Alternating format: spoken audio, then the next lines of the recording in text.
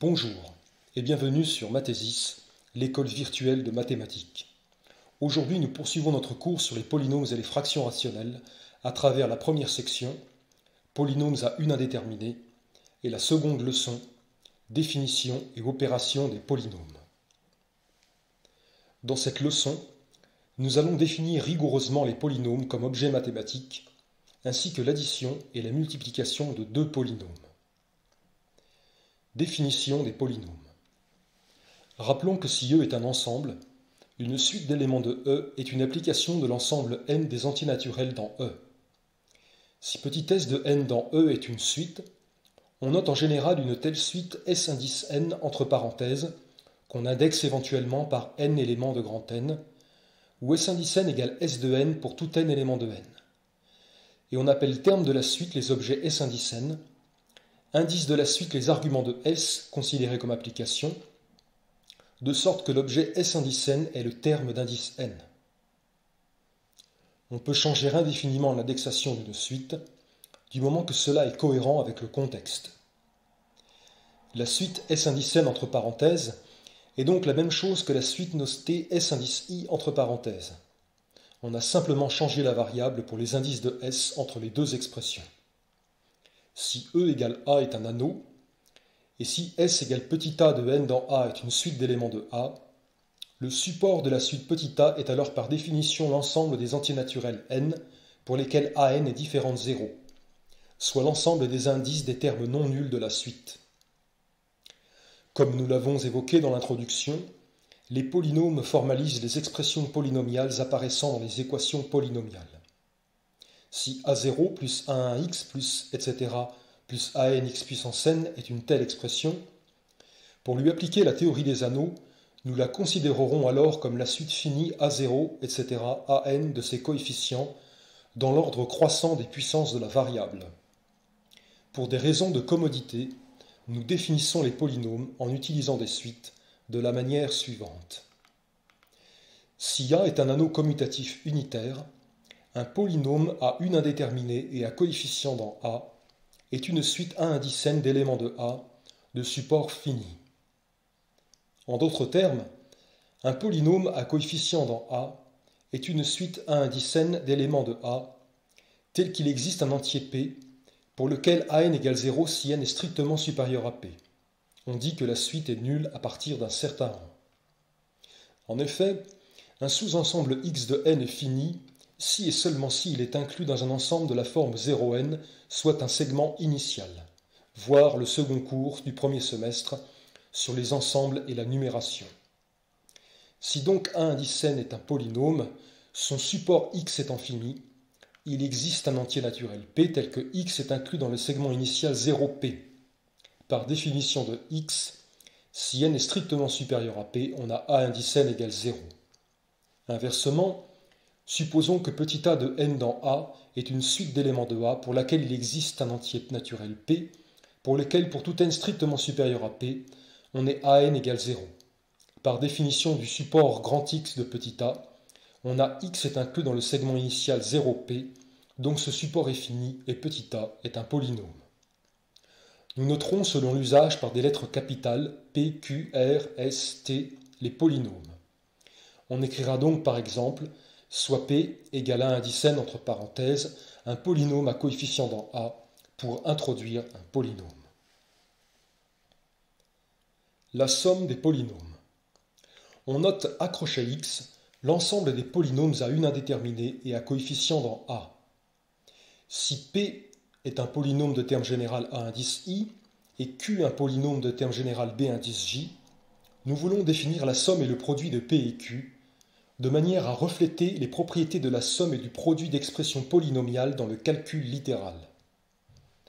En ce qui concerne la somme, si nous nous donnons deux expressions polynomiales, a0 plus a1x plus etc. plus anx puissance n, et b0 plus b1x plus etc. plus bmx puissance m, représentés respectivement par les suites P et Q, comme expliqué précédemment, pour toute valeur de petit x dans A, les propriétés de l'addition et de la multiplication dans A font que la somme des deux expressions précédentes est l'expression suivante. où grand N est le plus petit des nombres n et m, et grand M le plus grand des nombres n et m. Autrement dit, la somme se fait coordonnée par coordonnée, et c'est pourquoi on définit la somme polynomiale de la manière suivante. La somme de deux polynômes P de terme général AN et Q de terme général BN est le polynôme noté P plus Q de terme général AN plus BN. Autrement dit, la suite d'éléments de A dont le terme d'indice n est AN plus BN. A priori, cette définition produit une suite quelconque d'éléments de A. Nous devons vérifier qu'il s'agit bien d'un polynôme.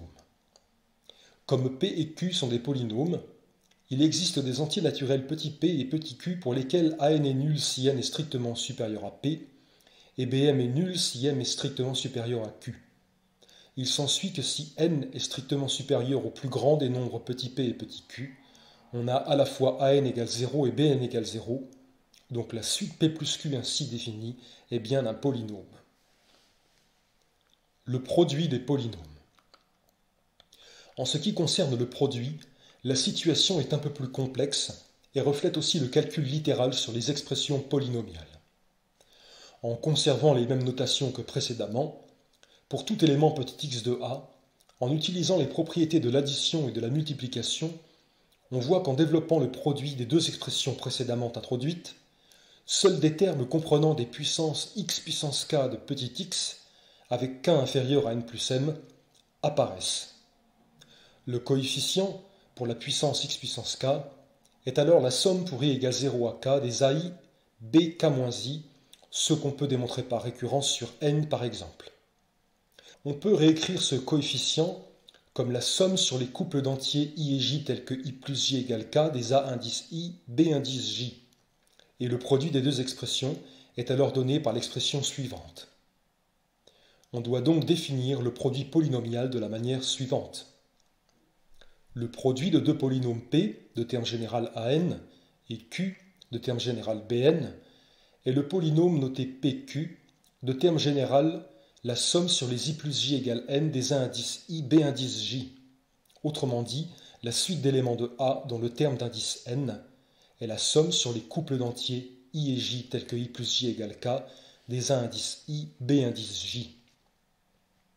Ici aussi, a priori, nous avons défini une suite quelconque d'éléments de A, et nous devons vérifier qu'il s'agit bien d'un polynôme. Si petit p et petit q sont des entiers naturels tels que ai est nul pour i strictement supérieur à p, et bj est nul pour j strictement supérieur à q, alors le produit ai-bj est nul pour tous ij tels que i plus j est strictement supérieur à p plus q. Car en effet, soit i est strictement supérieur à p, et alors ai est nul, soit j est strictement supérieur à q, et alors bj est nul. Si bien que la somme sur les i plus j égale k des ai bj est nulle, si k est strictement supérieur à p plus q, et pq est bien un polynôme. Le produit de deux polynômes ne se fait donc pas coordonnée par coordonnée, on parle alors de produit de convolution.